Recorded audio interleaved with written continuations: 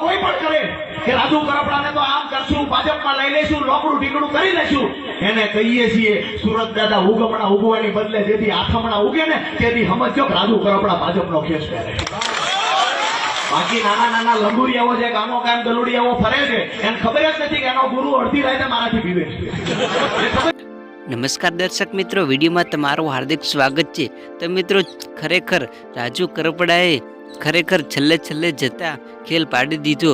કારણ કે મિત્રો, રાજુ કરપડાનું તમે આગળ નિવેદન જોયું હતું કે જ્યારે આમ આદમી પાર્ટીમાં જોડાયા હતા ત્યારે એવું કહ્યું હતું કે સૂરજ આથમણી દિશામાં ઉગશે ત્યારે હું ભાજપમાં જોડાઈશ.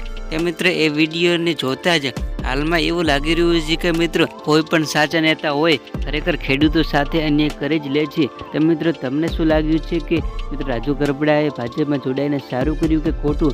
મિત્રો, કોમેન્ટમાં જરૂરથી જણાવજો અને વિડીયો પસંદ આવે તો વિડીયોને લાઈક કરજો. તો મિત્રો, વિડીયો પૂરો જુઓ. હું 2017-18 થી ખેડૂતનું સંગઠન બનાવી ખેડૂતો માટે લડતો. ત્યાર પછી 2021માં એક રાજકીય પાર્ટીની અંદર હું જોડાયો